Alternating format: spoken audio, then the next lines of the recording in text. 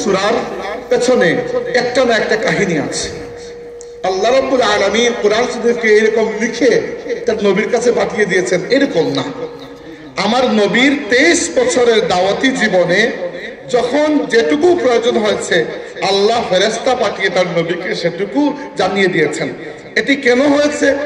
নবীর মনের মধ্যে একটা আশ্বস্ত সান্ত্বনা দেওয়ার জন্য যে যেখানে আমি আটকে যাই আমার রব আমাকে গাইড করবে। এজন্য অন্যান্য আসমানি কিতাব শুধু কিতাব, কালাম নয়, আর একমাত্র কোরআন শরীফ আল্লাহর কিতাব এবং আল্লাহর কালাম। বেষ্টন কি? বেষ্টন হচ্ছে যেমন আরেকটা বড় কিতাব হচ্ছে তাওরাত। আল্লাহ রাব্বুল আলামিন তাওরাত কিতাবকে পাথরের উপর লিখিয়ে মুসা আলাইহিস সালামকে একবারে দিয়ে দিয়েছে, কিন্তু কোরআন শরীফকে আল্লাহ এরকম কারো কাছ থেকে লিখে একবারে দিয়ে দেন নাই, বরং আল্লাহ রাব্বুল আলামিন কোরআন শরীফকে প্রথমত লাওহে মাহফুজ থেকে দুনিয়ার আসমানে একেবারে প্রথম আসমানে নাজিল করেছেন কদরের রাতে। আর এই জন্য কদরের রাত এত সম্মানী। আল্লাহ বলেছেন লাইলাতুল কদরি খায়রুম মিন আলফি শাহর, লাইলাতুল কদরের এক রাতের মর্যাদা 1000 মাসের চেয়েও বেশি। এই এক রাত যদি আপনি আল্লাহর ইবাদত বন্দেগী করেন আর আল্লাহ যদি কবুল করেন, আপনার আমল নামায় 1000 বছর মানে প্রায় 1000 মাস মানে প্রায় 83 বছরের উপরে সময়ের ইবাদতকে আল্লাহ আপনার আমল নামায় লিখে দেবেন। দেখা যাবে কিয়ামতের দিন আপনি বেঁচেছেন 81 বছর, কিন্তু আমল নামায় কয়েকশো বছরের নেকি লেখা। এই যে বুস্টিং হলো কিভাবে হলো? এইরকম রাতগুলোর মাধ্যমে। আর লাইলাতুল কদরের রাত সবচেয়ে সম্মানী, আর এই রাত সম্মানী হয়েছে আল্লাহ কিতাব কোরআনের জন্য। সুবহানাল্লাহ। এরপরে যখন আমার নবীর প্রতি আল্লাহ কোরআন নাযিল করেছেন, তার 23 বছরের ইসলামী দাওয়াতের জীবনে আল্লাহ জিব্রাইলের কাছে ওই কোরআনের আয়াত পড়েছেন, জিব্রাইল শুনেছেন, জিব্রাইল নিয়ে এসেছেন, এসে রাসূলুল্লাহ সাল্লাল্লাহু আলাইহি ওয়াসাল্লামের কাছে পড়েছেন। আল্লাহর নবী শুনেছেন, শিখেছেন, রাসূলুল্লাহ সাহাবীদের কাছে পড়েছেন, সাহাবীরা শুনেছেন, তাদের পরবর্তীদের কাছে পড়েছেন। এভাবে পড়া এবং শোনার মাধ্যমে এই কোরআন আমাদের কাছ পর্যন্ত এসে পৌঁছে গেছে। সুবহানাল্লাহ। এই যে আপনারা অনেকেই হয়তো ফুলতলি সাহেব কিবলা রাহমাতুল্লাহ আলাইহিকে চিনেন, যারা বাচ্চারা দেখেন নাই নাম তো শুনেছেন নিশ্চয়ই। আপনাদের এই মাদ্রাসার নামের মধ্যেও লতিফিয়া লাগানো আছে। ফুলতলি সাহেব হচ্ছেন আমার দাদা। ফুলতলি সাহেবের মাধ্যমে আমরা সবচেয়ে বড় যে জিনিসটা পেয়েছি এটা হচ্ছে কোরআনে পাকের একটা সনদ। এই যে দারুল কিরাতের মাধ্যমে আপনি যে কিরাত শিক্ষা অর্জন করলেন, হাদিস পাস করলেন, এরপরে আপনাকে একটা সার্টিফিকেট দেওয়া হয় না? এই সার্টিফিকেট কি বলে? এই সার্টিফিকেট এটা বলে যে আপনি কারি হয়ে গেছেন এবং আপনি এখান থেকে মানুষকে পড়াতে পারবেন, আপনার পড়া শুদ্ধ, এটাই তো সার্টিফাই করে। এটা এমন নয় যে ফুলতলি সাহেব কিরাতের এই ধরন এই পদ্ধতি নিজের বাড়িতে বসে বানিয়ে নিয়েছে, না, এটা বহু আগ থেকে চলে আসছে। হ্যাঁ, দারুল কিরাতের এই ট্রাস্ট ফুলতলি সাহেব বানিয়েছেন, কিন্তু ফুলতলি সাহেব কিরাত নিজের বাড়িতে বসে বানান নাই, বরং কিরাত তিনি শিক্ষা অর্জন করেছেন 3 জন উস্তাদের কাছ থেকে। কয়জন? 3 জন। এর মধ্যে একজন হচ্ছেন তার উস্তাদ এবং মুর্শিদ এবং তার শ্বশুর আবু ইউসুফ মোহাম্মদ ইয়াকুব বদরপুরি রহমতুল্লাহি আলাইহি। দ্বিতীয়জন হচ্ছেন হাফিজ আব্দুর রউফ করমপুরি রহমতুল্লাহি আলাইহি। আর তৃতীয়জন ফুলতলি সাহেব মক্কা শরীফে গিয়ে ওইখানে মক্কা শরীফের সবচেয়ে বড় কারি এবং কারিদের পরীক্ষক শেখ আহমদ হিজাজি মাক্কি রহমতুল্লাহি আলাইহির কাছে কোরআন শরীফ শুনিয়েছেন এবং পরবর্তীতে শেষ করে সার্টিফিকেট নিয়ে ফিরে এসেছেন। সুবহানাল্লাহ। এই যে 3টা সনদ, প্রত্যেকটি সনদ উপরের দিকে গেছে। উদাহরণস্বরূপ ফুলতলি সাহেবের একজন উস্তাদ হচ্ছেন আব্দুর রউফ করমপুরি, এই মাত্র বললাম 2 নম্বর উস্তাদ। আব্দুর রউফ করমপুরি রহমতুল্লাহি আলাইহি কোরআন শরীফ শিখেছেন তার উস্তাদের কাছে, ইরকসুস আল মিসরি। উনি শিখেছেন তার উস্তাদের কাছে, উনি শিখেছেন তার উস্তাদের কাছে। প্রত্যেক উস্তাদ তার ছাত্রকে শিখিয়েছেন। এইভাবে সামনে এগুতে এগুতে আমরা পাই তাবেঈনদের যুগ। তাবেঈন মানে হচ্ছে যারা সাহাবীদের ছাত্র, সাহাবীদের ছাত্র। এবার তাবেঈনদের যুগের উপরে গিয়ে আমরা পাই 5 জন সাহাবীর নাম। আমাদের সিলসিলায় আল্লাহর নবী 5 জন সাহাবীর নাম রয়েছে। সাইয়্যিদুনা উসমান রাদিয়াল্লাহু আনহু, আলী রাদিয়াল্লাহু আনহু, আব্দুল্লাহ ইবনে মাসউদ রাদিয়াল্লাহু আনহু, মুআজ ইবনে জাবাল রাদিয়াল্লাহু আনহু এবং উবাই ইবনে কাব রাদিয়াল্লাহু আনহু। এই 5 জন সাহাবীর মাধ্যমে ফুলতলি সাহেবের কিরাতের সিলসিলা রাসূল করিম সাল্লাল্লাহু আলাইহি ওয়াসাল্লাম পর্যন্ত, আর এরপরে জিবরাইল আলাইহিস সালামের মাধ্যমে আল্লাহ জাল্লা শানুহু পর্যন্ত পৌঁছে গিয়েছে।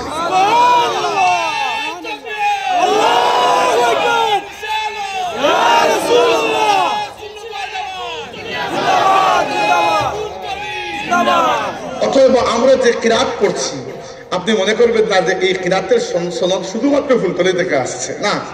দারুল কিরাতের এই যে ট্রাস্ট, এটা ফুলতলিতে অবস্থিত, ঠিক আছে, কিন্তু দারুল কিরাতের ইলমে কিরাতের যে খিদমত, এই খিদমত রাসূল করিম সাল্লাল্লাহু আলাইহি ওয়াসাল্লামের কাছে যেদিন জিবরাইল এসে বললেন ইকরা বিসমি রাব্বিকাল্লাযী খালাক, সেই দিন থেকে কোরআনে পাকের খিদমত শুরু হয়ে গেছে।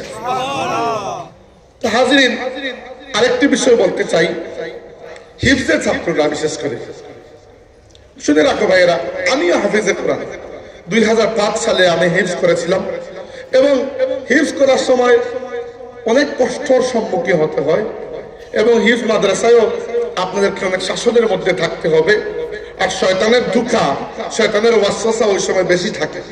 যে ব্যক্তি আল্লাহ কিতাব মুখস্থ করছে, তার থেকে শয়তানের বড় শত্রু আর কি হতে পারে? সে তো শয়তানের দুশমন হয়ে গেছে। তো শয়তান সবচেয়ে বেশি আপনাকে ওয়াসওয়াসা দিয়ে এই পথ থেকে দূরে সরাতে চাইবে। এবং প্রত্যেক হাফিজে কোরআনের জীবনে এরকম মুহূর্ত আসে যখন তার মনে হয় দূর আর বাদ দেই, প্রায় মনে হয়, আমার 2 বার মনে হয়েছে, আমি 4 রুকু মুখস্থ করার পরে হিফজ ছেড়ে দিচ্ছি। পরের দিন আবার আমার মা খুব পড়া ছিলেন, বাড়িতে বই লাগবে, হবে না, আবার মাদ্রাসায় পাঠিয়ে দিয়েছি। আর আশ্চর্যের বিষয় 15 বার হিফজ করার পরে ছেড়ে দিচ্ছি, তাও সপ্তাহখানিকের জন্য, পরে আবার মাদ্রাসা চলে আসে। এটা কি জন্য? শয়তান খুব বেশি ওয়াসওয়াসা দেয়। এই জন্য সব সময় শয়তানের কাছে, আল্লাহর কাছে, শয়তানের বিরুদ্ধে আল্লাহর কাছে আশ্রয় প্রার্থনা করবেন, এবং আউযু বিল্লাহি মিনাশ শাইতানির রাজিম, আর সাথে সাথে একটা দোয়া আপনাদেরকে শিখিয়ে দিচ্ছি, এটা সবসময় পড়বেন, আউযু বিকালিমাতিল্লাহি তাম্মা মিন কুল্লি শাইতানিন ওয়া হাম্মা ওয়া মিন কুল্লি আইনিল লাম্মা। এইটা পড়ে নিজেকে ফু দেবেন, শয়তানের ওয়াসওয়াসা, জাদুটুনা, বদ নজর সবকিছু থেকে আল্লাহ আপনাকে রক্ষা করবেন। এটা মুখস্থ করে নেবেন। এটা আমার দোয়া নয়, এটা রাসূলুল্লাহ সাল্লাল্লাহু আলাইহি সাল্লামের দোয়া। শুধু রাসূলুল্লাহর দোয়া নয়, এটা ইব্রাহিম আলাইহিস সালামের দোয়া। তিনি এই দোয়া পড়ে তার 2 পুত্র ইসমাঈল এবং ইসহাককে ফু দিতেন। রাসূলুল্লাহ সাল্লাল্লাহু আলাইহি ওয়াসাল্লাম এই দোয়া পড়ে হাসান এবং হুসাইনকে ফু দিতেন। এই জন্য এটা হচ্ছে ফু দেওয়ার দোয়া। আমরাও এটা পড়ে ফু দেই, নিজেকে ফু দিতে পারবেন। আউযু বিকালিমাতিল্লাহি তাম্মা মিন কুল্লি শাইতানিন ওয়া হাম্মা ওয়া মিন কুল্লি আইনিল লাম্মা। এটা পড়ে নিজেকে ফু দিতে পারবেন, অথবা ঘরের বাচ্চাদেরকেও আপনারা ফু দিতে পারবেন। তো এই সতর্কতা আপনারা সবসময় করবেন, কারণ হিফজের বাচ্চাদের জন্য এই বিষয়গুলো জরুরি, শয়তানের ধোঁকা থেকে, ওয়াসওয়াসা থেকে নিজেকে মুক্ত রাখা। এবার আসেন, যা কথা বলছিলাম, কোরআন শরীফ নাজিল হয়েছে এবং রাসূলুল্লাহ সাল্লাল্লাহু আলাইহি ওয়াসাল্লামের কাছে জিবরাইল এসে কোরআন পড়তেন, আল্লাহর নবী শুনতেন, শুনে যখন তিলাওয়াত করতেন, সাহাবীরা মুখস্থ করে নিতেন, হিফজ করে নিতেন। আর 2-1 জন সাহাবী ছিলেন যারা রাসূল সাল্লাল্লাহু আলাইহি ওয়াসাল্লামের আদেশে কোরআন শরীফ লিপিবদ্ধ করতেন। তখন কাগজ ছিল না, চামড়ার মধ্যে, তারপরে পাথরের উপর, গাছের ছালের মধ্যে, উটের হাড্ডির উপরে এইভাবে কোরআন শরীফ লেখা হতো। তো সূরা কাউসারের হিস্টোরি কি দেখেন। আমার নবী সাল্লাল্লাহু আলাইহি ওয়াসাল্লাম, একটু আল্লাহর নবীর জীবনীটা শুনেন। আমার নবী সাল্লাল্লাহু আলাইহি ওয়াসাল্লাম আরবের কোন জেন্টেল মানুষ নয়, অত্যন্ত সম্মানী মানুষ ছিলেন। তিনি আব্দুল মুত্তালিবের নাতি, এবং আব্দুল মুত্তালিব মক্কার সবচেয়ে সেরা ব্যক্তিত্ব, সবচেয়ে জনপ্রিয়, সবাই শ্রদ্ধা করছে। কিন্তু আমার নবী সাল্লাল্লাহু আলাইহি ওয়াসাল্লামকে জীবনে এই পরিমাণ কষ্ট সহ্য করতে হয়েছে। আল্লাহর মাখলুকের মধ্যে খুব কম মানুষকে এরকম কষ্ট সহ্য করতে হয়। কি জন্য? ইন্নাল্লাহা ইযা আহাব্বা কওমান ইবতালাহুম, আল্লাহ যাদেরকে বেশি মহব্বত করেন তাদেরকে বেশি পরীক্ষার মধ্যে ফেলে। আল্লাহ পরীক্ষা করে দেখে নেন যে আমার বান্দার মহব্বত আমার প্রতি ঠিক আছে কিনা। এই জন্য সাহাবীরা জিজ্ঞেস করেছেন, ইয়া রাসূলুল্লাহ, আল্লাহর পুরো সৃষ্টির মধ্যে সবচেয়ে বেশি বিপদ আপদ কার উপরে আসে? রাসূলুল্লাহ সাল্লাল্লাহু আলাইহি ওয়াসাল্লাম বলেছেন, সবচেয়ে বেশি বিপদ আপদ আসে নবীদের উপরে। এই জন্য আপনারা পাবেন আল্লাহর সৃষ্টির মধ্যে আল্লাহ সবচেয়ে বেশি পরীক্ষা নিয়েছেন তার বন্ধু ইব্রাহিম খলিলুল্লাহর উপরে, তার হাবিব মুহাম্মদুর রাসূলুল্লাহর উপরে, তার কালিম মুসা আলাইহিস সালামের উপরে। এদের উপরে সবচেয়ে বেশি পরীক্ষা গেছে, কারণ এরা আল্লাহর সবচেয়ে মায়ার দন। আর আমাদের নবী সাল্লাল্লাহু আলাইহি সাল্লামকে জাগতিকভাবে এতটা পরীক্ষা দিতে হয়েছে, এরকম পরীক্ষা কখনো উম্মতের উপর আসে নাই। আমি কয়েকটা উদাহরণ বলি, বুঝলে বুঝবেন না, সূরা কাউসার বুঝবেন না। আপনি মনে করছেন সূরা কাউসার খুব ছোট সূরা, এই কাউসারের এত মর্যাদা রয়েছে। আজকের পর থেকে সূরা কাউসারকে আপনি ভিন্নভাবে দেখতে শুরু করবেন। হাজিরিন, রাসূলুল্লাহ সাল্লাল্লাহু আলাইহি ওয়াসাল্লামের জীবনের প্রথম কষ্ট বা একটা বড় কষ্ট হচ্ছে স্বজন হারানোর কষ্ট। তিনি এতবার স্বজন হারিয়েছেন, যতবার স্বজন হারালে মানুষের মাথা ঠিক থাকার কথা নয়। প্রথমত তিনি 3 বার ইয়াতীম হয়েছে। প্রথমবার ইয়াতীম হয়েছেন জন্মের সময়, কারণ জন্মের পরে তিনি চোখ খুলে তার বাবাকে দেখেননি। তিনি যখন তার মায়ের গর্ভে ছিলেন, মায়ের গর্ভে যখন তার বয়স 6 মাস, তখন তার বাবা আব্দুল্লাহ ইন্তেকাল করেছেন। তো জন্ম হয়েছে ইয়াতীম অবস্থায়, বাবাকে দেখেন নাই। এই দুঃখ কোনোদিন ভোলা সম্ভব না। 2 নম্বর বার তিনি ইয়াতীম হয়েছেন 6 বছর বয়সে, যখন তার মা সাইয়্যিদা আমিনা সালামুল্লাহি আলাইহা তাকে নিয়ে তৎকালীন ইয়াসরিব শহর, বর্তমান মদিনা যেটা, সেখানে আল্লাহর নবীর বাবার কবর রয়েছিল। তো আমিনা আল্লাহর নবীকে নিয়ে শিশু মুহাম্মদ সাল্লাল্লাহু আলাইহি সাল্লামকে নিয়ে বাবার কবর জিয়ারত করতে গেছেন। আসার সময় মদিনা থেকে মক্কায় ফেরার পথে আবওয়া নামক এলাকায় সাইয়্যিদা আমিনা হঠাৎ করে বুকের ব্যথা উঠেছে, ইন্তেকাল করেছেন। আল্লাহর নবী সাল্লাল্লাহু আলাইহি ওয়াসাল্লাম একা, 6 বছরের বাচ্চা, সাথে বিবি আমিনার একজন খাদিমা, একটা মেয়ে যিনি আমিনার ঘরে থাকতেন, তার নাম ছিল উম্মে আইমান। এই উম্মে আইমান আল্লাহর নবীকে যত্ন করে এনে সেফলি রাসূলুল্লাহ সাল্লাল্লাহু আলাইহি ওয়াসাল্লামের দাদা আব্দুল মুত্তালিবের হাতে তুলে দিয়েছেন। পরের 2 বছর আমার নবীর অভিভাবক ছিলেন তার দাদা আব্দুল মুত্তালিব। মাত্র 2 বছর পরে আব্দুল মুত্তালিব ইন্তেকাল করেছেন। 3 বার ইয়াতীম, মানে জন্মের সময় একবার ইয়াতীম। ইয়াতীম মানে কি, যার অভিভাবক নাই, যে শূন্য, যার মাথার উপর ছায়া নাই। তো আল্লাহর নবীর প্রথম ছায়া নিজের বাবা, দেখেনি নাই বাবাকে। 2 নম্বর ছায়া নিজের মা, 6 বছর বয়সে মা ইন্তেকাল করলেন। 3 নম্বর ছায়া হচ্ছেন দাদা যান, দাদা ইন্তেকাল করলেন মাত্র 8 বছর বয়সে। এরপরে রাসূল সাল্লাল্লাহু আলাইহি ওয়াসাল্লামের লালন পালনের ভার গেল তার চাচা জুবাইরের হাতে। মাত্র কয়েক বছরের মধ্যে জুবাইর ইন্তেকাল করলেন। এরপরে আল্লাহর নবীর লালন পালনের ভার গেল তার চাচা আবু তালিবের হাতে। আবু তালিব আল্লাহর নবীকে বড় মহব্বত করতেন, খুব বেশি মায়া করতেন। এবং আবু তালিবের স্ত্রী নবীর চাচি আল্লাহর নবীকে সন্তানের মতো মহব্বত করতেন। কিন্তু সমস্যা ছিল একটা, আবু তালিব অত্যন্ত দরিদ্র ছিলেন। রাসূল সাল্লাল্লাহু আলাইহি ওয়াসাল্লাম নিজে মাঝে মধ্যে মেষ চড়াতেন, চড়িয়ে তার চাচার সংসারে একটু যোগান দিতেন, কারণ চাচার পরিবার বড়। আবু তালিবের 4 পুত্র, 1 বা 2 কন্যা, সাথে আল্লাহর নবী সাল্লাল্লাহু আলাইহি ওয়াসাল্লাম নিজেও আবু তালিবের পুত্র হিসাবে এখানে আছেন। তো এত বড় সংসার, এই জন্য নিজে মাঝে মধ্যে কাজ করে আল্লাহর নবী সাল্লাল্লাহু আলাইহি ওয়াসাল্লাম আবু তালিবের সংসারের যোগান দিতেন। এরপরে আল্লাহ রাব্বুল আলামিন সময়টা অনেক ফিরিয়ে দিলেন, যখন রাসূল সাল্লাল্লাহু আলাইহি ওয়াসাল্লাম বিবাহ করলেন আমাদের মা সাইয়্যিদা খাদিজা সালামুল্লাহি আলাইহাকে। খাদিজা রাদিয়াল্লাহু আনহা অত্যন্ত ধনী ছিলেন এবং বিয়ের পরে তিনি তার সমস্ত সম্পত্তি রাসূল পাক সাল্লাল্লাহু আলাইহি ওয়াসাল্লামের হাতে দিয়ে দিলেন। এবার ইসলামের দাওয়াত শুরু হলো, এবং যে মক্কার মানুষ ইসলামের দাওয়াত শুরু হওয়ার আগে রাসূল পাক সাল্লাল্লাহু আলাইহি ওয়াসাল্লামকে আস-সাদিকুল আমিন বলে ডাকতো। আস-সাদিক মহাসত্যবাদী, আল আমিন অত্যন্ত আমানতদার। এক রাতের মধ্যে মক্কাবাসী তার এমন দুশমন হয়ে উঠলো যে মক্কার মানুষ বলতে শুরু করলো, নাউজুবিল্লাহ, মুহাম্মদ মিথ্যাবাদী হয়ে গেছে। বলতে শুরু করলো তিনি পাগল হয়ে গেছেন। বলতে শুরু করলো তাকে জিনের আসর হয়েছে। বলতে শুরু করলো তিনি জাদুকর। বলতে শুরু করলো তিনি গণক। বলতে শুরু করলো তার মৃগী রোগে আক্রান্ত হয়ে গেছেন তিনি।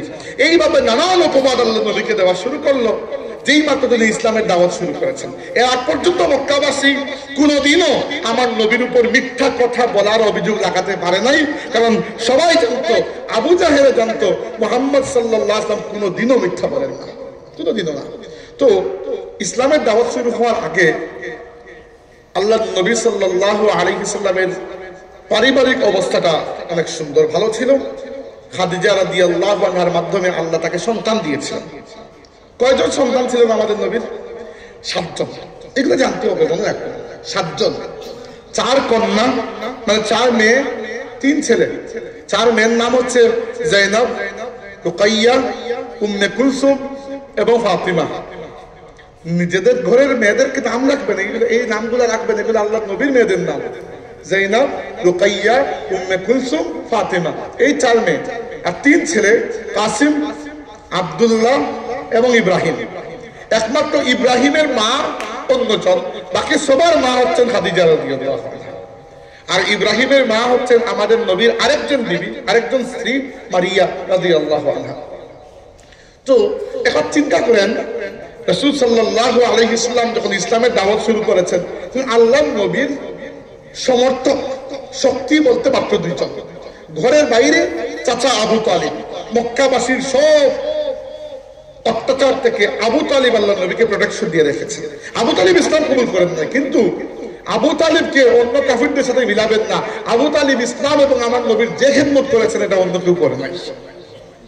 আর ঘরের ভেতরে আসলে আমার নবীর একমাত্র সঙ্গী, বন্ধু, যাই বলেন না কেন, অভিভাবক, পরামর্শক সব আমাদের মা খাদিজা রাদিয়াল্লাহু আনহা। এই 2 জন আমার নবীর সবচেয়ে বড় শক্তি। ঘরের বাইরে চাচা আবু তালিব, ঘরের ভেতরে স্ত্রী খাদিজা। মাত্র 1 মাসের ব্যবধানে 2 জন ইন্তেকাল করলেন। চিন্তা করতে পারছেন, একজন হারাতে হারাতে মাত্র 1 মাসের ব্যবধানে আবু তালিব এবং খাদিজা 2 জনে ইন্তেকাল করলেন। এরপরে সবচেয়ে বড় দুঃখ, আঘাত কি, রাসূলুল্লাহ সাল্লাল্লাহু আলাইহি ওয়াসাল্লামকে আল্লাহ কয়জন সন্তান দিয়েছেন? 7 জন। এই মাত্র বলো 7 জন। একজন বাবার 7 জন সন্তান, আমার নবীর 7 জন সন্তান ছিলেন। এর মধ্যে 6 জনকে তিনি নিজের হাতে কবরে রেখেছেন। ওটা 6 জন সন্তান, একমাত্র ফাতিমা ছাড়া বাকি 6 জন সন্তান আল্লাহ নবী দুনিয়াতে থাকা অবস্থায় ইন্তেকাল করেছেন। এবার একজন পিতার দৃষ্টিতে দেখুন একবার কতটুকু কষ্টকর। একজন পিতাকে যদি আল্লাহ 7 জন সন্তান দেন আর 6 জন সন্তান নিজের চোখের সামনে মারা যায়, এটা কতটুকু কষ্ট সহ্য করার মতো না। আমার নবী সাল্লাল্লাহু আলাইহি ওয়াসাল্লাম একবারও টু শব্দ করেন নাই। আল্লাহর প্রত্যেকটা পরীক্ষায় আমার নবী সবর করেছেন, তাওয়াক্কুল করেছেন এবং পাস করেছেন। কিন্তু মক্কার পরিস্থিতিটা বড় খারাপ হয়ে গেল দিন দিন। আল্লাহর নবী সাল্লাল্লাহু আলাইহি ওয়াসাল্লামের 3 ধরনের শত্রু ছিল। 3 ধরনের। এক ধরনের শত্রু ছিল আবু জাহেল টাইপের। আবু জাহেল শুধু এক ব্যক্তি নয়, সে একটা ধরন। কিভাবে? আবু জাহেল বা এই ধরনের শত্রু তারা, যারা মনে করতো যে মুহাম্মদ সাল্লাল্লাহু আলাইহি ওয়াসাল্লাম মিথ্যা কথা বলছেন এবং তার কারণে আরবের শক্তি কমছে, আরব 2 ভাগ হচ্ছে, 1 ভাগ মুসলিম, 1 ভাগ অমুসলিম। তাই আবু জাহেল কিন্তু আরবের মায়ায় আল্লাহর নবীর বিরোধিতা করত এবং আবু জাহেল সত্যি বিশ্বাস করত লাত, মানাত, উজ্জা, এই যে দেবদেবী, এগুলোর উপর সে সত্যি বিশ্বাস করত। তাই আবু জাহেল কাফির, আবু জাহেল নাবিক নয়, সে কাট্টা কাফির এবং সে বিশ্বাস করত এই দেবদেবীগুলোর। এই এক ধরনের শত্রু। 2 নম্বর আরেক ধরনের শত্রু হচ্ছে আবু লাহাব। এরা হচ্ছে নিকৃষ্টতম শত্রু। এরা কিছু বুঝে না, এরা ব্যক্তিগতভাবে আপনার ক্ষতি করতে চায় এবং আপনাকে ডুবানোর জন্য এমন কোন নিকৃষ্ট কাজ নেই যেটা এরা করবে না। এরা সত্যি ভয়ঙ্কর। আরেক ধরনের শত্রু হচ্ছে ওয়ালিদ ইবনে মুগীরা বা ওই ধরনের শত্রু, যারা আপনার কাছে শত্রু হিসাবে আসবে না, আসবে বন্ধু হিসাবে। এসে অফার করবে, মুহাম্মদ তোমার আল্লাহ থাকলো, আমাদের দেবদেবীও থাকলো, শুক্র শনি রবি তোমার আল্লাহর ইবাদত আমরা করবো, আর মঙ্গল বুধ বৃহস্পতি আমাদের দেবদেবীর ইবাদত। এইরকম একটা আমাদের মধ্যে যদি সমঝোতা হয়ে যায়, এইগুলো অফার দিত তারা এবং বলতো এর ইসলামে বাদ দাও না, এত কঠিন করার কি আছে? তুমি কি বিয়ে করতে চাও? আরবের সবচেয়ে সুন্দরী নারীকে তোমাকে বিয়ে দিয়ে দেবো। ক্ষমতা চাও? আমরা তোমাকে আরবের রাজা বানিয়ে দেবো। সম্পত্তি চাও? সব সম্পত্তি দিয়ে দেবো, তুমি তো বলো শুধু। রাসূল সাল্লাল্লাহু আলাইহি ওয়াসাল্লাম কি বলেছেন? বলছে আমার এক হাতে চাঁদ আর এক হাতে সূর্য যদি তুলে দাও, ততক্ষণ পর্যন্ত আমি ইসলামের দাওয়াত বন্ধ করব না, যতক্ষণ না হয় আল্লাহর দ্বীন বিজয়ী হবে, নয়তো আমি মুহাম্মদ আল্লাহর রাস্তায় শহীদ হয়ে যাব। এই তিন ধরনের শত্রু। তার মধ্যে সবচেয়ে নিকৃষ্ট ধরনের শত্রু হচ্ছে আবু লাহাব। এটা এত নিকৃষ্ট যে আবু জাহেলের কথা আল্লাহ কোরআন শরীফে নাম ধরে লানত দেন নাই, আবু লাহাবকে আল্লাহ নাম ধরে লানত দিয়েছেন। আর দুঃখের বিষয় হচ্ছে আবু লাহাব রাসূল সাল্লাল্লাহু আলাইহি ওয়াসাল্লামের চাচা, আবু জাহেল চাচা নয়। হ্যাঁ, মক্কার মানুষ হিসাবে এইভাবে খুঁজলে চাচা হয়তো বের হবে, যেমন আপনার গ্রামের কোনো না কোনো মানুষ আপনার কিছু না কিছু আত্মীয় হয়তো হয়ে যাবে, কিন্তু আপন চাচা নয়। আপন চাচা শুধু আবু লাহাব ছিল। রাসূল সাল্লাল্লাহু আলাইহি ওয়াসাল্লামের সাথে আবু লাহাবের প্রথম যে ঘটনা আমরা পাই সেটা হচ্ছে আল্লাহর নবীর প্রতি যখন ওহী নাযিল হলো তখন প্রথমে তিনি সবাইকে এভাবে জমিয়ে ইসলামের কথা বলেন নাই। প্রথমে ব্যক্তি হিসাবে একজনের কাছে যান, ইসলামের দাওয়াত দেন, কবুল করলে করলো, না করলে নাই আরেকজনের কাছে। এইভাবে ইসলামের দাওয়াত দিয়েছেন প্রায় 3 বছর। ম্যান টু ম্যান যাকে বলি আমরা, পারসন টু পারসন, একজন থেকে একজন। 3 বছর এভাবে চলার পরে আল্লাহ আদেশ দিলেন, ফাস্তা বিমা তুমার ওয়া আরিদ আনিল মুশরিকিন, হে নবী মুশরিকদেরকে অবজ্ঞা করুন এবং আল্লাহ আপনাকে যা আদেশ দিয়েছেন ইসলামের কথা আপনি খোলাখুলি বলে দিন। সুবহানাল্লাহ। এবার আরবে কোনো বড় ঘোষণা দেওয়ার জন্য তখন তো মাইক ছিল না, ফেসবুক লাইভও তো ছিল না, তাই না? তখন কি উপায়? তো আরবের মানুষ কি করতো, তাদের 2টা ধরন ছিল। বড় কোনো ঘোষণা দেওয়ার জন্য, যুদ্ধের ঘোষণা বা এরকম কিছু একটা, তারা একটা উঁচু জায়গার উপরে উঠতো এবং উঠে সব কাপড় চোপড় খুলে ফেলে দিচ্ছে। তো মানুষ মনে করতো যে এখন একটা বড় ঘটনা ঘটছে। এবার এর মধ্যে একটা পদ্ধতি হালাল আর একটা হারাম। হালাল কোনটা? উঁচু জায়গায় উঠা, এটা তো হালাল। যেমন আপনারা আমাকে উঁচু জায়গায় দিয়ে দিয়েছেন, কিন্তু আমাকে ভালো করে দেখতে পারেন। আর হারাম কোনটা? কাপড় চোপড় খুলে ফেলা। তো রাসূল সাল্লাল্লাহু আলাইহি ওয়াসাল্লাম সাফা পাহাড়ের উপরে উঠলেন। সাফা পাহাড়ের নাম শুনেছেন? কিন্তু কাপড় চোপড় খোলার প্রশ্নই উঠলো, কারণ ওইটা হারাম। তার মানে বোঝা যায় ইসলামের খেদমতে যুগের যে টেকনোলজি আছে এগুলোর মধ্যে যা হালাল তা ব্যবহার করা যাবে, যা হারাম তা ব্যবহার করা যাবে না। এটা থেকে এটা প্রমাণ হয়। কারণ আল্লাহর নবী সাল্লাল্লাহু আলাইহি ওয়াসাল্লাম ঘরে বসে সবাইকে বলেন না, এই আসো শুনো আমার কথা, না। তিনি বুঝতে পেরেছেন যে মানুষকে জমানোর জন্য উঁচু জায়গায় উঠতে হবে। উঁচু জায়গায় উঠে তারা ঘোষণা দিত, ইয়া সাবাহা ইয়া সাবাহা, হায় রে সকাল, হায় রে সকাল। এটা তাদের একটা ঘোষণা ছিল। আমরা বলি না দৃষ্টি আকর্ষণ করছি, লক্ষ্য করুন, এই সেই। তো তারা বলতো ইয়া সাবাহা ইয়া সাবাহা, হায় সকাল, হায় সকাল। তো সবাই আসতো যে কি হয়েছে। তো আল্লাহ নবী সাল্লাল্লাহু আলাইহি ওয়াসাল্লাম ঘোষণাও দিলেন, উঁচু জায়গায় উঠলেন, কিন্তু কাপড় খুললেন না। কাপড় খোলার প্রশ্নই আসে না, ওইটা বেহায়ামু, ওইটা হারাম। তাহলে মানে বুঝে যায় যে আল্লাহর দ্বীনের খেদমতে যুগের প্রয়োজনীয়। যেমন ধরেন আপনারা এই মাইক ব্যবহার করছেন, একই দলিলে মাইক জায়েজ। কি জন্য? কারণ মাইক ব্যবহার করা হারাম নয়, হালাল। হালাল তো কি জন্য এটা আমি ব্যবহার করছি? কারণ আল্লাহর নবী ইসলামের দাওয়াত দেওয়ার সময় সেই যুগের পদ্ধতিকে অনুসরণ করেছেন, তাই আমি এই যুগের পদ্ধতিকে অনুসরণ করছি। এবার ডাক দিলেন সবাইকে। মক্কার মানুষ জমার কারণ কি? কারণ তারা জানতো মুহাম্মদ সাল্লাল্লাহু আলাইহি ওয়াসাল্লাম কোনো ফাউল মানুষ নয়। যখন দেখেছেন তখন কোনো একটা জরুরি বিষয়, সবাই আসতো। আসার পরে রাসূলুল্লাহ সাল্লাল্লাহু আলাইহি ওয়াসাল্লাম জিজ্ঞেস করলেন, তোমরা কি আমাকে সত্যবাদী বিশ্বাস করো? তারা বললো, অবশ্যই, তুমি কখনো মিথ্যা বলো নাই। তখন রাসূল সাল্লাল্লাহু আলাইহি ওয়াসাল্লাম বললেন, যদি আমাকে সত্যবাদী বিশ্বাস করে থাকো তাহলে আমি তোমাদেরকে সতর্ক করছি, আমি আল্লাহর রাসূল হয়ে এসেছি তোমাদের জন্য। আর তোমরা যদি এই দেবদেবীর পূজা বাদ দিয়ে এক আল্লাহর ইবাদতে ফিরে না আসো, তোমাদের জন্য ভয়ঙ্কর জাহান্নামের আগুন অপেক্ষা করছে। এবার দেখেন, মক্কাবাসী কিছুক্ষণ আগে বলেছিল যে তারা সত্যবাদী বিশ্বাস করে, এখন আবার চুপ করে গেল, তারা মানবে না। বাকিরা চুপ, কিন্তু একজন মানুষ কথা বলল। সে যে কথা বলল সে হচ্ছে আবু লাহাব। সে এরকম আঙ্গুল উঁচিয়ে বলল, তাব্বাল্লাকা ইয়া মুহাম্মদ আলি হাযা জামাআতানা, মুহাম্মদ তুমি ধ্বংস হয়ে যাও। নাউযুবিল্লাহ। সে বলল, মুহাম্মদ তুমি ধ্বংস হয়ে যাও, আলি হাযা জামাআতানা, এই কারণে তুমি আমাদের দেখেছো। আল্লাহর নবী সাল্লাল্লাহু আলাইহি ওয়াসাল্লামকে আল্লাহ কোনো জবাব দিতে দেন নাই। আল্লাহর নবীকে এত বড় মৌখিক আঘাতের কোনো জবাব আল্লাহ দিতে দেন নাই। আল্লাহ বলেছেন আমিই জবাব দিব। আল্লাহ কি জবাব দিয়েছেন? আল্লাহ বলেছেন, তাব্বাত ইয়াদা আবি লাহাবিন ওয়া তাব। সে বলেছিল, তাব্বাল্লাকা ইয়া মুহাম্মদ, মুহাম্মদ তুমি ধ্বংস হয়ে যাও। আল্লাহ বলেছেন, তাব্বাত ইয়াদা আবি লাহাবিন ওয়া তাব। আবু লাহাবের যে হাত আমার নবীর প্রতি উঠেছে সেই হাত ধ্বংস হয়ে যাক এবং পুরো আবু লাহাব ধ্বংস হয়ে যাক। আল্লাহ রাব্বুল আলামিন তার নবীর পক্ষ থেকে জবাব দিয়েছেন আবু লাহাব। তো আবু লাহাব এবং আবু লাহাবের স্ত্রী নাম ছিল উম্মে জামিল। আবু লাহাবের নাম কিন্তু আবু লাহাব নয়, আবু লাহাবের উপাধি আবু লাহাব, কুনিয়াত বলা হয়, এটা উপনাম। তার নাম ছিল আব্দুল উজ্জা। আবু লাহাব বলা হতো, লাহাব মানে আগুনের শিখা। তার চেহারাটি খুবই সুন্দর ছিল, লাল টকটকা চেহারা, এই জন্য মানুষ বলতো আগুনের পিতা, মানে চেহারাটি আগুনের মতো জ্বলজ্বল করে। আর আবু লাহাবের বউও খুব সুন্দর ছিল।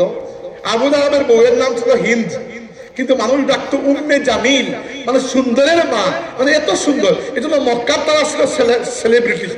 আজকের যুগে থাকে না নায়ক নায়িকা সেলিব্রিটি, তো মক্কায় আবু লাহাব এবং আবু লাহাবের বউ সেলিব্রিটি, কিন্তু তাদের চরিত্র এত নিকৃষ্ট, মানুষ কথাও বলতো না, কথা বললে হয়তো খারাপ কথা বলে লজ্জা দিয়ে দেবে, এইরকম তাদের চরিত্র ছিল আবু লাহাব এবং আবু লাহাবের বউ।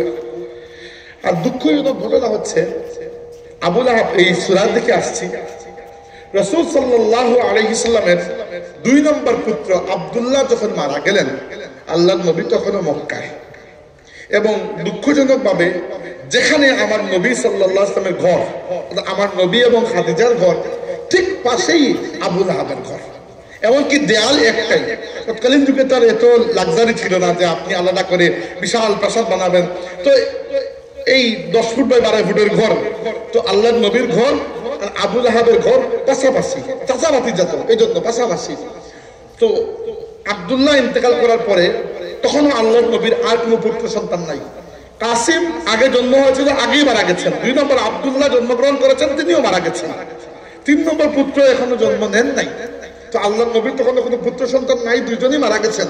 তো আব্দুল্লাহ দ্বিতীয়জন মারা যাওয়ার পরে যতবার রাসূল সাল্লাল্লাহু আলাইহি সাল্লাম এবং আমাদের মা খাদিজা রাদিয়াল্লাহু আনহার ঘর থেকে পুত্র হারানোর ব্যথায় কান্নার শব্দ এসেছে, ততবার তারা শুনেছেন আবু লাহাব এবং আবু লাহাবের বউ ওই পাশ থেকে হাসাহাসি করছে, চিৎকারি করছে। আমাকে বলুন, আপনার একজনের সাথে হয়তো একটু মনের অমিল থাকতে পারে, কিন্তু তার বাচ্চা মারা গেছে, দুধের বাচ্চা, আপনি কি সেখানে গিয়ে হাসাহাসি করবেন? কোন সুস্থ মানুষকে এটা করবে? মানে এর থেকে নিকৃষ্ট আর কে হতে পারে? কোন যত খারাপ মানুষ এই কাজ করবে না, বাচ্চার সাথে তো কোনো দুশ্মনী নাই। কিন্তু আবু লাহাব এইটা করতে পারত। আমার নবীকে কি কি সহ্য করতে হয়েছে। আর দূরের কেউ করলে এত কষ্ট লাগতো না, নিজের চাচা করছে যতবার।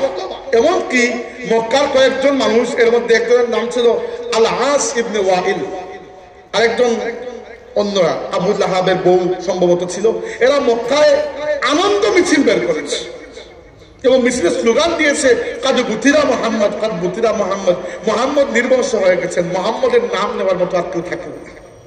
অথচ তারা জানে না যে আজকের যুগ পর্যন্ত এবং কিয়ামতের দিন পর্যন্ত তোমাদের নাম নেওয়ার মতো কেউ থাকবে না কেউ, কিন্তু আমার নবী সাল্লাল্লাহু আলাইহি ওয়াসাল্লামের নাম মুবারক জিন্দা তো থাকবে, তার নামে নিজের জান কুরবান করতে পারে এরকম হাজার নয়, লক্ষ নয়, কোটি উম্মত দুনিয়াতে এখনো বাকি আছে। আল্লাহু আকবার, নারা রিসালাত, ইয়া রাসূলুল্লাহ, আল্লাহর নবীর দুশমনেরা হুশিয়ার, সাবধান। সম্মানিত হাজিরিন, রাসূল সাল্লাল্লাহু আলাইহি ওয়াসাল্লাম খুবই কষ্ট পেয়েছেন, পাওয়ার কথা। এবং সাহাবীরা বলেছেন 1 মাস পর্যন্ত আমরা আল্লাহর রাসূলের চেহারা মুবারকে কোনো হাসি দেখি নাই। যখন আমাদের সামনে আসতেন মাথা নিচু করে বসে থাকতেন। 1 মাস পরে হঠাৎ করে কি জানি হলো, আল্লাহর নবী সাল্লাল্লাহু আলাইহি ওয়াসাল্লাম হেসে উঠলেন। সাহাবীরা বলেন যে আমাদের জানে পানি আসলো যে 1 মাস পরে আমাদের নবী হেসেছেন। আমরা জিজ্ঞাসা করলাম, ইয়া রাসূলুল্লাহ, এই হাসির কারণ কি? আল্লাহর নবী বললেন যে আল্লাহ তার ফেরেশতার মাধ্যমে, জিবরাইলের মাধ্যমে এইমাত্র আমার কাছে কোরআনের একটা সূরা নাযিল করেছেন, এমন একটি সূরা যে সূরাটি আমাকে খুশি করে দিয়েছে। এই সূরা হচ্ছে সূরাতুল কাউসার। সূরা কাউসার সেই সূরা যে সূরা আপনার নবীর চেহারায় হাসি এনে দিয়েছিল। তো সূরা কাউসার নাযিল হলো। সূরা কাউসারের মধ্যে আল্লাহ কি বলেছেন? বিসমিল্লাহির রহমানির রহিম। বুঝেছেন ইতিহাস? এখন আসেন সূরার মধ্যে, সংক্ষিপ্ত, বেশি লম্বা করব না। আল্লাহর নবী সাল্লাল্লাহু আলাইহি সাল্লামের প্রতি যখন ওহী নাযিল হতো, তিনি পড়ে সাহাবীদেরকে শোনাতেন, সাহাবীরা লিখতেন, কেউ মুখস্থ করতেন। তো আল্লাহ নবী পড়লেন বিসমিল্লাহির রহমানির রহিম, ইন্না আ'তাইনাকাল কাউসার। থামেন, ইন্না আল্লাহ বলেছেন নিশ্চয়ই আমি, আল্লাহ নিজের কথা বলছেন, আমি আল্লাহ আ'তাইনা দান করেছি, কা আপনাকে, মানে বা তোমাকে, ইন্না আ'তাইনাকা আমি আপনাকে দান করে দিয়েছি, আল কাউসার মানে হচ্ছে কাউসার, মানে হে নবী আমি আল্লাহ তোমাকে কাউসার দান করে দিলাম। কাউসার কি সেটা আমরা পরে বলছি একটু পরে। 2 নম্বর আয়াত, ফাসাল্লি, ফা মানে হচ্ছে অতএব, ফাসাল্লি লিরাব্বিকা, এই যে তোমাকে কাউসার দিলাম আমি, এর কারণে এর শুকরিয়া আদায় করতে গিয়ে তুমি তোমার রবের উদ্দেশ্যে সালাত বা নামাজ আদায় করো, ওয়ানহার এবং কুরবানি করো, ইন্না শানিআকা হুয়াল আবতার। হে নবী আজকে যারা বলছে কাদ বুতিরা মুহাম্মদ, মুহাম্মাদের নাম নেওয়ার মতো কেউ নাই, মুহাম্মদ নির্বংশ হয়ে গেছেন, ইন্না শানিআকা হুয়াল আবতার, হে নবী আজকে যারা তোমাকে হিংসা করছে, তোমার সাথে দুশমনি করছে, বরং আমি আল্লাহ তাদেরকেই নির্বংশ বানিয়ে দেব, তারাই নির্বংশ হবে, তারাই নির্বংশ হবে। এবার কাউসার এখানে মূল শব্দটা, এখন জরুরি শব্দটা হচ্ছে কাউসার কি। কাউসার শব্দটির প্রথম অর্থ, কাউসারের একটা অর্থ হচ্ছে, কাউসারের প্রথম অর্থ হচ্ছে যে কাউসার জান্নাতের একটা নহর বা ফাউন্টেন বা ঝর্ণার নাম, জান্নাতের একটা ঝর্ণার নাম হচ্ছে কাউসার। আল্লাহ তাবারাকা ওয়া তাআলা কুরআন শরীফে আমাদেরকে বলেছেন মালিকি ইয়াউমিদ্দিন, অর্থাৎ হাসরের দিনের, বিচার দিনের মালিক একমাত্র কে? আল্লাহ। আমরা আরো জানি আল্লাহ রাব্বুল আলামিন বলেছেন লিমানিল মুলকুল ইয়াউম, সেই দিনের বাদশাহী কার হাতে? লিল্লাহিল ওয়াহিদিল কাহ্হার। আল্লাহ নিজে জবাব দিয়েছেন সেই দিনের বাদশাহী এক আল্লাহর হাতে, যিনি অত্যন্ত কঠোর। কিন্তু আল্লাহ রাব্বুল আলামিন তার নবীকে আখিরাতের দিন অর্থাৎ কিয়ামতের দিনের মধ্য থেকে একটি বিষয়ের মালিকানা আমার নবীকে আল্লাহ উপহার স্বরূপ দিয়ে দিয়েছেন। এবার সেটি কাউসারটা কি? আসলে হাদিসে এসেছে যে কাউসার হচ্ছে জান্নাতের নহর বা নদী বা ঝর্ণা সমূহের মধ্যে একটি ঝর্ণা। আল্লাহ নবী সাল্লাল্লাহু আলাইহি ওয়াসাল্লাম বলেছেন ওয়াল্লাযী নাফসি বিয়াদিহি, আমি কসম করে বলছি সেই আল্লাহর যার হাতে আমার প্রাণ, লাআনিয়াতুহু আকসারু মিন আদাদি নুজুমিস সামাই ওয়া কাওয়াকিবিহা ফি লাইলাতিন মুজলিমাতিন, আমাকে আল্লাহ জান্নাতের যে নদী দান করেছেন, যে ঝর্ণা, এখান থেকে আমি আমার উম্মতকে পাত্র দিয়ে পানি পান করাবো, আর এখানে যতটা পাত্র আছে এই পাত্রগুলোর সংখ্যা আসমানের তারকারাজির চাইতেও বেশি। অর্থাৎ আমার কোনো উম্মত এখান থেকে খালি ফিরে যাবে না। এরপরে বলেছেন মান শারিবা মিনহা শারবাতান লাম ইয়াজমাউ আখিরা মা আলাইহি, যে ব্যক্তি একবার এখান থেকে আমার হাতে কাউসারের পানি পান করবে সে আর কখনো তৃষ্ণার্ত হবে না। আর এরপরে বলেছেন আরদুহু মিসলা তুলিহি মা বাইনা আম্মানি ইলা আইলা, অর্থাৎ এই কাউসারের ঝর্ণা যেটা, এই ঝর্ণার প্রস্থ হচ্ছে, আল্লাহ নবী সাল্লাল্লাহু আলাইহি ওয়াসাল্লাম বলেছেন আম্মান, আম্মান জানেন জর্ডানের রাজধানী একটা শহর আম্মান। আম্মান থেকে ইলিয়া, ইলিয়া বা আইলিয়া বলা হয় জেরুজালেমকে, এখন নাম জেরুজালেম, ওই যে ফিলিস্তিনের জেরুজালেম, তৎকালীন যুগে বলা হতো আইলা বা আলিয়া। আল্লাহ নবী বলেছেন যে আম্মান শহর থেকে জেরুজালেম শহর পর্যন্ত এই নহরের দূরত্ব, এত বড় নহর। এবং পানির ব্যাপারে বলেছেন মাউহু আসাদ্দু বায়াদাম মিনাল লাবানি ওয়া আহলা মিনাল আসাল, এর পানি দুধের চাইতে সাদা এবং মধুর চাইতে সুমিষ্ট হবে। তাহলে এটা হচ্ছে জান্নাতের একটা নহর। এবার আপনি প্রশ্ন করতে পারেন যে কিয়ামতের দিন পানি পান করানোর তো দরকার কি? কারণ আসলে তো কিয়ামতের দিন অনেক কিছুর প্রয়োজন, তো পানি নিয়ে আল্লাহ এত কি গুরুত্ব দিয়েছেন যে পানি পান করাবেন নবী, পানি পান করাইলে কি আর না করাইলে কি, এটা প্রশ্ন আসে। তো পানি পান করানো এজন্য জরুরি। আমি আরেকটা হাদিস আপনাদেরকে শোনাই, এটা শুনলেই আপনারা বুঝতে পারবেন যে পানি পান করানো কতটুকু জরুরি। আল্লাহ নবী বলেছেন তুদনা শামসু ইয়াউমাল কিয়ামাতি মিনাল খালকি হাত্তা তাকুনা মিনহুম কামিকদারি মিল, সূর্যকে আল্লাহ কিয়ামতের দিন মানুষের নিকটে নিয়ে আসবেন, নিকটে আনতে আনতে মাত্র 1 মাইলের দূরত্বের মধ্যে সূর্যকে নিয়ে আসবেন। লা হাওলা ওয়ালা কুওয়াতা ইল্লা বিল্লাহ। চিন্তা করুন, সূর্য এখন আমাদের চাইতে 15 কোটি মাইল দূরে। 15 কোটি মাইল, এটা বিজ্ঞান প্রমাণ করেছে, আমি বানিয়ে বলছি না। 15 কোটি মাইল দূরত্বে থাকলেও আমাদের অবস্থা খারাপ হয়ে যায়। আর সূর্য যদি 1 মাইলের দূরত্বে আসে, আপনার কি মনে হয়? আপনার ঘামের ফুটা যেরকম পড়ছে, মগজ মাথা থেকে উঠলে এরকম ফুটা ফুটা হয়ে পড়বে। ওই সময় পানির চাইতে দামি আর কিছু হবে না। আর যখন পানির জন্য পুরো মানব জাতি কাঁপতে, সেই হাসরের ময়দানের পানির জিম্মাদারি আল্লাহ তার হাবিবকে দিয়ে দিয়েছে।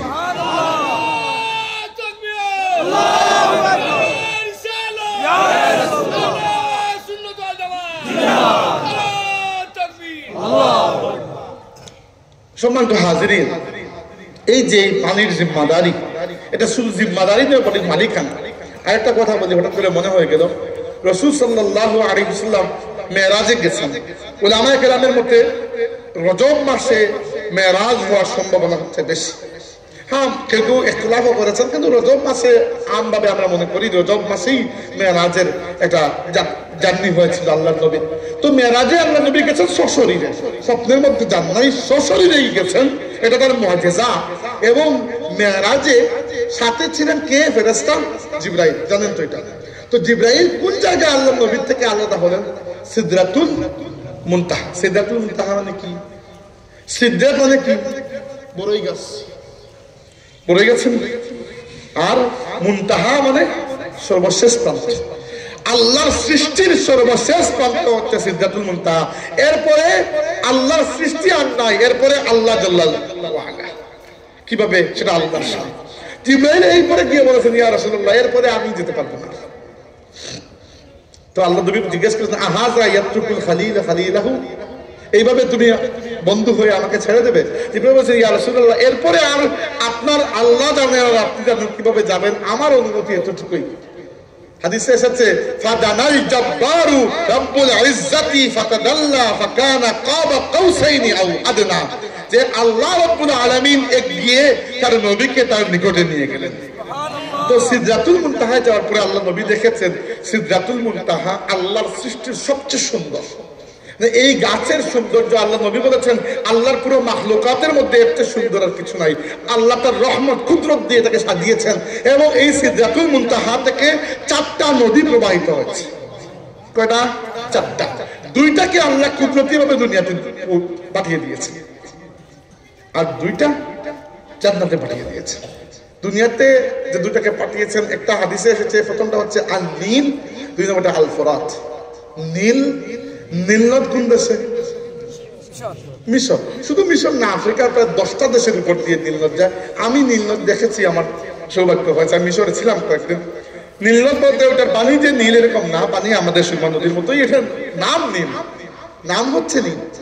আর ফুরাত নদী শুরু হয়েছে টার্কি থেকে, টার্কি হয়ে ইরান, দুঃখিত, টার্কি হয়ে সিরিয়া এবং ইরান, এই 3টা দেশ। আর নীলনদ প্রায় 10টা দেশের উপর দিয়ে। এই নদীগুলোর উৎপত্তি যদিও আপনি চোখে দেখছেন জমিনে, কিন্তু আসলে এগুলোর মূল উৎপত্তি আল্লাহ সিদরাতুল মুনতাহা থেকে করে দিয়েছে। আর জান্নাতের 2টা নহর হচ্ছে, একটার নাম কাউসার, একটার নাম সালসাবিল। কাউসার এবং সালসাবিল 2টা কথাই কোরআন শরীফে আছে, আছে না? তো এর মধ্যে এই যে সিদরাতুল মুনতাহা থেকে যে 4টা নদী তার যাত্রা শুরু করেছে, 2টাকে আল্লাহ কুদরতি ভাবে দুনিয়াতে পাঠিয়ে দিয়েছেন, আর 2টাকে জান্নাতে। এই জান্নাতের একটা নদী, মূল 2টা নদীর মধ্যে একটা কাউসার, এর মালিকানা আল্লাহ আমাদের নবীকে দান করে দিয়েছে। কত বড় বিষয়টা চিন্তা করে দেখেন। 2 নম্বরে আরেকটা বিষয় খেয়াল রাখবেন, যেটা হচ্ছে কাউসার মানে যে শুধু জান্নাতের নদীর নাম এটাই নয়, কাউসারের আরো অর্থ আছে। ইমাম ইবনে কাসির, নাম শুনেছেন, বিখ্যাত মুফাসসির, তিনি বলেছেন কাউসার শব্দটি এসেছে কাসির শব্দ থেকে। কাসির, কাসির মানে হচ্ছে প্রচুর, বেশি। তো আল্লাহ এখানে কাউসার দ্বারা বুঝাচ্ছেন, হে আমার নবী, আমি আপনাকে আমার নিয়ামতের মধ্যে প্রাচুর্য, প্রচুর নিয়ামত দান করে দিয়েছি। এবং ইবনে কাসির বলেছেন যে এই প্রচুর নিয়ামতের মধ্যে প্রথমটা হচ্ছে কাউসার নদী, এতে সন্দেহ নাই। কিন্তু শুধু কাউসার নয়, আল্লাহ যে আমাদের নবীকে মাকামে মাহমুদ দান করেছেন, এটাও কিন্তু এখানে আল্লাহ উল্লেখ করেছেন পরোক্ষভাবে। আল্লাহ বলেছেন, আশা আইয়াবআসাকা রাব্বুকা মাকামান মাহমুদা, সম্ভবত আপনার রব আপনাকে মাকামে মাহমুদে উত্তোলন করবেন। আর আব্দুল্লাহ ইবনে আব্বাস রাদিয়াল্লাহু আনহু বলেছেন যে আল্লাহ যদি বলেন সম্ভবত, ধরে নাও নিশ্চিত, আল্লাহর জন্য সম্ভবত বলে কিছু নাই। আল্লাহ বলেছেন হে নবী আমি সম্ভবত আপনাকে মাকামে মাহমুদে তুলবো, তাহলে আমরা ধরে নেই যে আমাদের নবীকে আল্লাহ মাকামে মাহমুদ তুলে দিয়েছেন। আর মাকামে মাহমুদ হবে আরশ, হাসরের ময়দানে আল্লাহর আরশের পরে দ্বিতীয় সর্বোচ্চ সম্মানের জায়গা। এই জায়গায় অন্য কেউ আদিষ্ট হবে না, এবং এই জায়গায় আদিষ্ট হয়ে আমাদের নবী সাল্লাল্লাহু আলাইহি সাল্লাম শাফাআতে উযমা আদায় করবেন। শাফাআত চিনেন তো? শাফাআত মানে কি? সুপারিশ। আমাদের নবী কিয়ামতের ময়দানে আল্লাহর কাছে আমাদের জন্য সুপারিশ করবেন, তাই না? আল্লাহ বলেছেন মানজাল্লাযী ইয়াশফাউ ইনদাহু ইল্লা বিইজনি, কে আছে আল্লাহর অনুমতি ছাড়া আল্লাহর কাছে সুপারিশ করবে? তার মানে সুপারিশ করতেও আল্লাহর অনুমতি লাগবে। আর আমাদের নবীকে আল্লাহ যে সেই দিন অনুমতি দিবেন তা নয়, দুনিয়াতে থাকলেই আল্লাহ মালিকানা দিয়ে দিয়েছেন। কিভাবে? হাদিসে এসেছে রাসূলুল্লাহ বলেছেন আল্লাহ আমাকে দুইটা অপশন দিয়েছেন, মানে একটা বাছাই করতে বলেছেন। প্রথমটা হচ্ছে আল্লাহ বলেছেন হে আমার নবী আমি তোমার উম্মতের অর্ধেক উম্মতকে বিনা হিসাবে জান্নাতে পাঠিয়ে দেব। আর দুই নম্বর অপশন হচ্ছে তোমাকে আমি শাফাআত, আনলিমিটেড শাফাআতের অনুমতি দেব। কোনটা নেবে? আল্লাহ নবী শাফাআত দিয়ে দিয়েছেন এবং বলেছেন লিকুল্লি নাবিয়্যিন দাওয়াতুন মুস্তাজাবাতুন ফাদাআ কুল্লু নাবিয়্যিন ওয়া ইন্নী ইখতাবাতু দাওয়াতি শাফাআতান লিউম্মতি ইয়াউমাল কিয়ামা। প্রত্যেক নবীর একটা বিশেষ দোয়া থাকে, এই দোয়া করলেই আল্লাহ কবুল করেন। প্রত্যেক নবী এই দোয়া দুনিয়াতেই করে গেছেন, আর আমি আমার দোয়াটি হেফাজত করে রিজার্ভে রেখে দিয়েছি। এই এক দুয়ার বদৌলতে কিয়ামতের দিন আমি আমার তামাম গুনাহগার উম্মতের জন্য আল্লাহর কাছে সুপারিশ করব। সুবহানাল্লাহ। এবং কতটুকু পর্যন্ত করবেন? বলেছেন ইন্না শাফাআতি লিআহলিল কাবাইরি মিন উম্মতি, আমার উম্মতের মধ্যে যারা কবিরা গুনাহগার, বড় বড় গুনাহে লিপ্ত, যদি আমার উম্মত হয়ে থাকে আমি আল্লাহর কাছে তাদের জন্য সুপারিশ করব। সুবহানাল্লাহ। এটাও কিন্তু কাউসার। কাউসার বলতে এটা নদীর নাম নয়, কাউসার তো নদীর নাম আমরা জানলাম। আর এটা হচ্ছে প্রচুর নিয়ামতের মধ্যে একটা নিয়ামত, যে আমার নবীকে আল্লাহ শাফাআতের অধিকার দুনিয়াতে থাকতেই দিয়ে দিয়েছেন। তো আমরা সেই নবীর উম্মত, যে নবীর একটা নাম হচ্ছে সাহিবুস শাফাআ, শাফাআতের মালিক। শাফাআতের মূল মালিক তো অবশ্যই আল্লাহ। আল্লাহর অনুমতি ছাড়া তুমি শাফাআত করতেও পারবে না, কিন্তু আল্লাহর দেওয়া, আল্লাহর দান করা এই নিয়ামত আমার নবী সাল্লাল্লাহু আলাইহি ওয়াসাল্লামকে আল্লাহ দিয়ে দিয়েছেন। এটাও কিন্তু কাউসারের অন্তর্গত। তো আমরা এখন যদি এভাবে চিন্তা করতে যাই যে আমাদের নবীকে আল্লাহ রাব্বুল আলামিন দিয়েছেন, কাউসার দিয়েছেন, মাকামে মাহমুদ দিয়েছেন, শুধু তাই নয় রাসূলুল্লাহ সাল্লাল্লাহু আলাইহি ওয়াসাল্লামকে তো আল্লাহ ক্যাটাগরিক্যালি বলে দিয়েছেন, বলেছেন ওয়ালা সাউফা ইউতিকা রাব্বুকা ফাতারদা, আপনার রব আপনাকে এত দেবেন, এত দেবেন, এত দেবেন যে আপনি সন্তুষ্ট হয়ে যাবেন। এবার বলেন কত দেবেন? কত দেবেন সেটা তো আল্লাহই বলছেন কত দেবেন, আমরা তো হিসাব করতে পারবো না। তবে আমরা যেটা জানি সেটা হচ্ছে যে একজন গুনাহগার উম্মতকে জান্নাতে রেখে, আল্লাহ জাহান্নামে রেখে আল্লাহর নবী শান্তিতে জান্নাতে কি অবস্থান করবেন না। সুবহানাল্লাহ। হাদিসে এসেছে আল্লাহর নবী সাল্লাল্লাহু আলাইহি ওয়াসাল্লাম শাফাআত করবেন মূলত দুইবার। একবার হচ্ছে শাফাআতে উযমা। শাফাআতে উযমা মানে বড় শাফাআত, এটা খালি আমাদের জন্য নয়, এটা সবার জন্য। সেটা হচ্ছে এই শাফাআত, সেটা কিয়ামতের দিনের করবেন আল্লাহ। বিচার যেন শুরু হয়ে যায়, মানব জাতি কষ্ট পাচ্ছে, এখান থেকে মুক্তির জন্য আল্লাহর নবী আল্লাহর কাছে সুপারিশ করবেন। তিনি বলেছেন আনা খতীবুহুম ইজা ইয়াইসু, আল্লাহর ভয়ে অন্যান্য পুরো মানব জাতি, অন্যান্য নবীদেরও তখন মুখ বন্ধ থাকবে, আমি পুরো মানব জাতির পক্ষ থেকে আল্লাহর কাছে বক্তৃতা দেব। সুবহানাল্লাহ। এরপরে বলেছেন যে কিয়ামতের ময়দানে মানব জাতি, কাফির মুমিন সবাই একত্রিত হয়ে, কারণ কিয়ামতের দিনে সূর্য থাকবে আপনার মাথার থেকে 1 মাইল দূরত্ব, তাই না?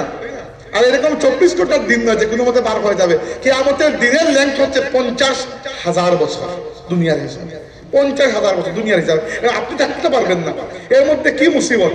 ইউহশারুন নাসু ইয়াউমাল কিয়ামাতি হুফাতান উরাতান গুরলা, কিয়ামতের দিন মানুষ আল্লাহর সামনে হাজির হবে। হুফাত মানে যার পায়ে জুতা নাই, খালি পা। ওরাত মানে যার শরীরে কাপড় নাই, পুরো নগ্ন। গোরলা মানে খতনাবিহীন অবস্থায়, মানে এক্স্যাক্টলি যেভাবে মায়ের পেট থেকে বেরিয়ে এসেছেন সেভাবে আল্লাহর সামনে হাজির হবে, কোনো বেটাকিট থাকবে না। এরপরে আল্লাহ কাউকে কাউকে কাপড় পরাবেন, যেমন আমাদেরকে উত্তোলন করার আগেই ইব্রাহিম আলাইহিস সালাম এবং আমাদের নবী সাল্লাল্লাহু আলাইহি ওয়াসাল্লামকে আল্লাহ কাপড় পরিয়ে দেবেন। এটা তাদের সম্মান। কিন্তু বাকি আমাদের অবস্থা ওই সেই যে আমরা আল্লাহর সামনে হাজির হব একেবারে এমন অবস্থা যে আমাদের কোনো অস্তিত্বই নাই। আমরা খালি গায়ে যদি আল্লাহর সামনে দাঁড়াই তাহলে এখানে বেটাগিরি করার কিছু থাকবে না। তো এই অবস্থায় মানব জাতি পেরেশান যে আল্লাহ বিচারটা করে ফেলে আমাদের, কি বুঝলাম কোথায় যাচ্ছি না যাচ্ছি, এই কষ্ট আর সহ্য হচ্ছে না। মানব জাতি যাবে নবী আদম আলাইহিস সালামের কাছে, ইয়া আদম ইশফা লানা ইলা রাব্বিক, হে আদম আল্লাহর কাছে একটু সুপারিশ করে দাও আমাদের জন্য। আদম আলাইহিস সালাম বলবেন লাসুলাহা, আমি পারবো না এটা করতে। এরপরে মানব জাতি যাবে নূহ আলাইহিস সালামের কাছে, তিনিও বলবেন আমি পারবো না। যাবে ইব্রাহিম আলাইহিস সালামের কাছে, তিনিও বলবেন আমি পারবো না। যাবে মুসা আলাইহিস সালামের কাছে, তিনিও বলবেন আমি পারবো না। যাবে ঈসা আলাইহিস সালামের কাছে, তিনিও বলবেন আমি পারবো না। কিন্তু তোমরা যেতে পারো মুহাম্মদ সাল্লাল্লাহু আলাইহি সাল্লামের কাছে।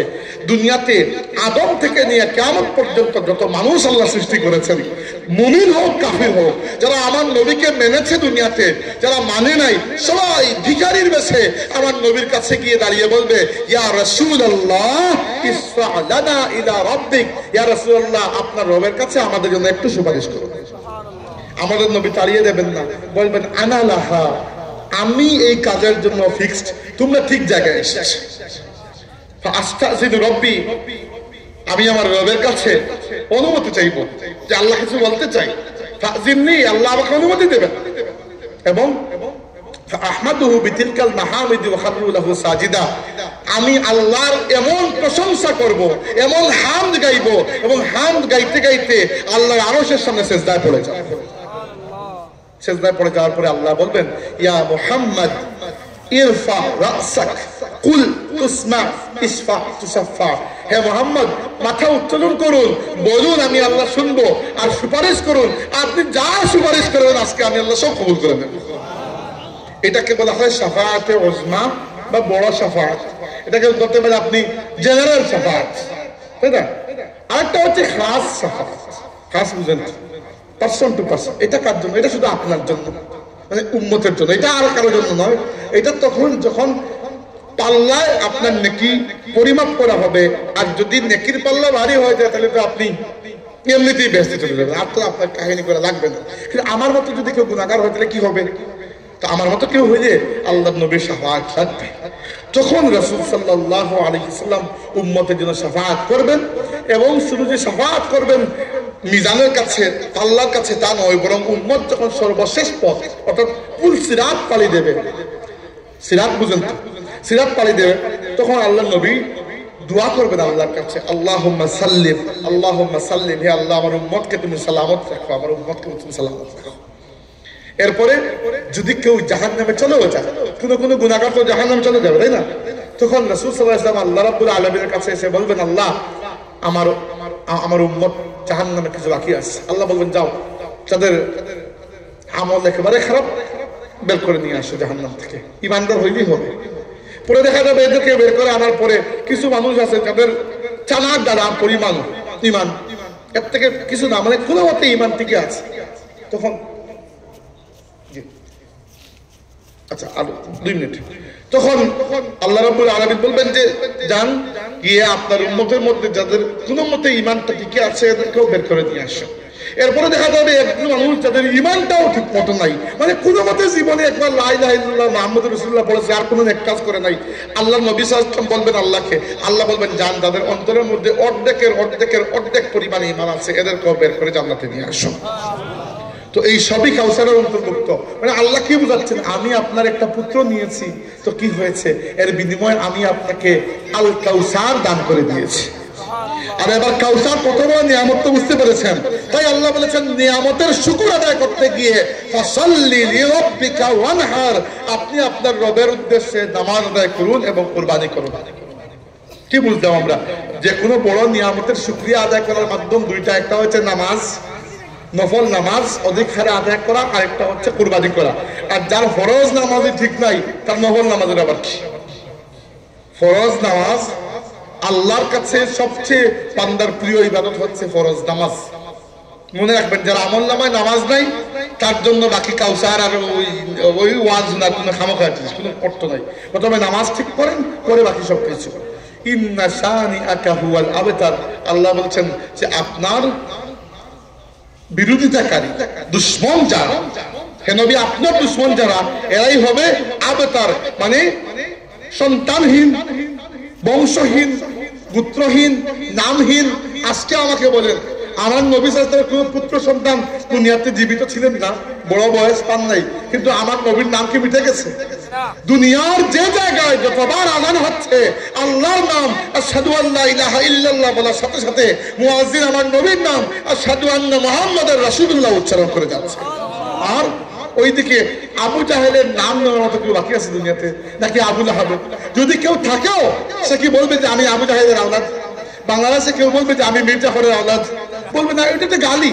তো আবু জাহেল আর আবু লাহাব আর ওই আরো হ্যানপেন যারা ছিল, এদেরকে আল্লাহ দুনিয়াতে এতটা লাঞ্ছিত করেছেন, এদের আওলাদ যদি থাকেও লজ্জায় বলবে না যে আমরা এদের আওলাদ। অথচ আমার নবী সাল্লাল্লাহু আলাইহি ওয়াসাল্লামের নাম মুবারক, আল্লাহ এত মহব্বতের পাত্র বানিয়েছেন তার নবীকে যে আল্লাহর নবী সাল্লাল্লাহু আলাইহি ওয়াসাল্লাম খেজুর দিয়ে ইফতার করতেন। আর এইটা জেনে পুরো উম্মত, যাদের দেশে খেজুর হয় না, এরাও সেই দিন থেকে আজ পর্যন্ত খেজুর দিয়ে ইফতার করে যাচ্ছে। উম্মতের এরকম মহব্বত আল্লাহ নবীর জন্য। আল্লাহ পাক আমাদেরকে সূরা কাউসারের तमाम খায়ের এবং বরকত হাসিল করার তৌফিক দিন, আমরা বলি আমিন। আজকে পাগড়ি আছে, এই জন্য আমি এই বক্তব্য সংক্ষিপ্ত করতে বলেছেন। ওয়া আখিরু দাওয়ানা আলহামদুলিল্লাহি রাব্বিল আলামিন। নাম বলুন, ছাত্রদেরকে এখানে নিয়ে আসুন।